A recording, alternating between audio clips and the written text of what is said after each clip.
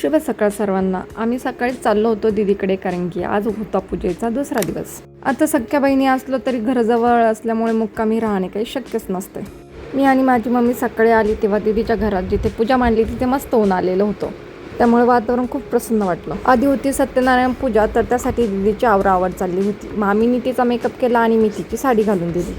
आणि जेव्हा स्वतःच्याच घरातला कार्यक्रम असतो तेव्हा घरातली स्त्री ही उठून तर दिसलीच पाहिजे। आणि दीदीने नऊवार घालून जो लुक केला त्याच्यामध्ये ती खूप जास्त छान दिसत होती। आणि मग काय, पूजा सुरू व्हायला टाईम होता तर म्हटलं मस्त फोटो व्हिडिओ शूट करूया, तेवढंच आपल्या आठवणी राहतात। आणि आजकाल कोणी कुठेही कोणताही कार्यक्रम असला तरी पहिले फोटो व्हिडिओ काढायला सुरुवात करतो। असो, तेवढ्याच मेमरीज राहतात आणि ते पण फ्री आहे, त्याला थोडी ना पैसे द्यावा लागतात।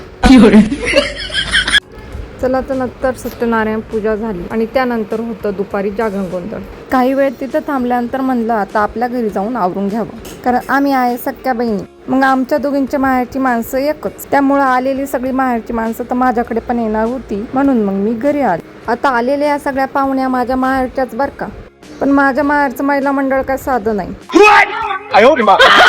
त्यामुळे त्यांच्यासोबत मी सेपरेट व्लॉग बनवलाय, जो लवकरच तुम्हाला पाहायला भेटेल। चला, तर तिकडे चहा वगैरे घेऊन झाल्यानंतर आम्ही सगळ्याजणी दीदीच्या घरी आलो। तिथे जागरणाचा कार्यक्रम चालू झालेला होता आणि सगळ्यांना माहीतच असेल की यामध्ये देवाचं लग्न लावलं जातं। आणि तेव्हा तिथे हळद दळण्याचा कार्यक्रम चालू झाला।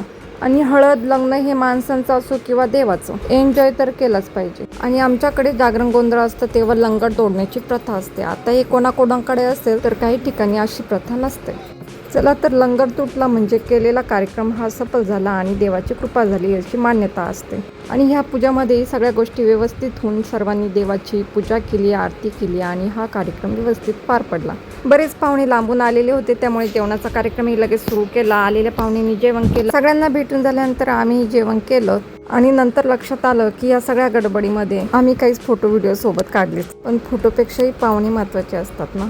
म्हटलं जाऊ द्या, उशीर का होईना, राहिलेली गोष्ट करून घ्यावा, तेवढीच आठवणीत राहिली पाहिजे। मग आम्ही सगळ्यांनी थोडे फोटो व्हिडिओ काढले। सगळ्यांचे अवतार थकलेले होते, तसेच लग्नाला जाऊन आल्यासारखं सगळ्यांनी हळद लावलेली होती।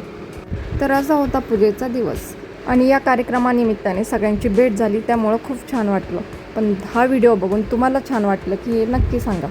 आणि आमच्या प्रियांका प्रणव व्लॉग या चॅनलला सबस्क्राईब केलं नसेल तर नक्की सबस्क्राईब करा, शेअर करा आणि लाईक करा। आणि आता भेटूया पुढच्या मिनी व्लॉगमध्ये। Bye bye.